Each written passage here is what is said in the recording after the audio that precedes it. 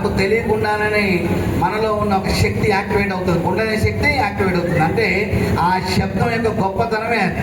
అందుకని మనందరం జై శ్రీరామ నినాదమే ఇవాళ హిందూ సమాజాన్ని కలిపింది, జై శ్రీరామ నినాదమే హిందూ సమాజం సంఘటితపరిచింది, జై శ్రీరామ నినాదమే రేపు తెలంగాణలో ఓట్ బ్యాంక్ గా మారి ధర్మ ప్రభుత్వం తెలంగాణ రాష్ట్రం రావాలి.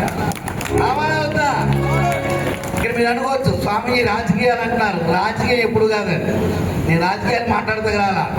ధర్మ ప్రభుత్వం రావాలి అంటే హిందూ సమాజం కోసం కంటికి రెప్పలా కాస్తూ ఏది అవసరమో ఉచితాలు ఇవ్వకుండా, సోమరిపోతులు తయారు చేయకుండా చక్కటి సమసమాజ స్థాపన నిర్మాణమే లక్ష్యముగా వెళ్ళాలన్నా, లవ్ జిహాదులు లాంటివి కాకుండా ఉండాలన్నా, దేవాలయాన్ని దాడులు జరగకుండా ఉండాలన్నా, మన విగ్రహాన్ని పడగొట్టకుండా ఉండాలన్నా,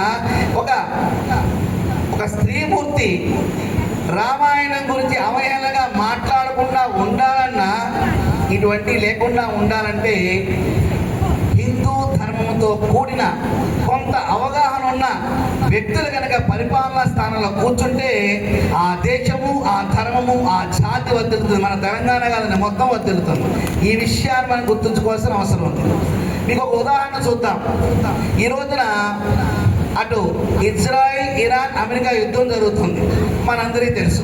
ఈ యుద్ధం వల్ల 60 దేశాల్లో ఇబ్బంది కలుగుతుందంట. ఎన్ని దేశాలు?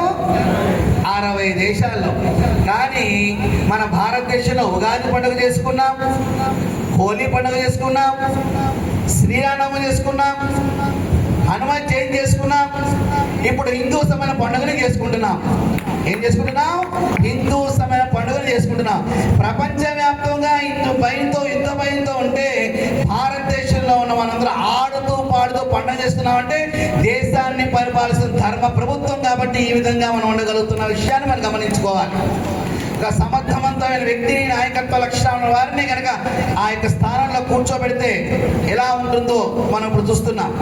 2014 క్రితం ఈ దేశ పరిస్థితులు తెలుసా? ఇల్లు తగలబడిపోతుంది.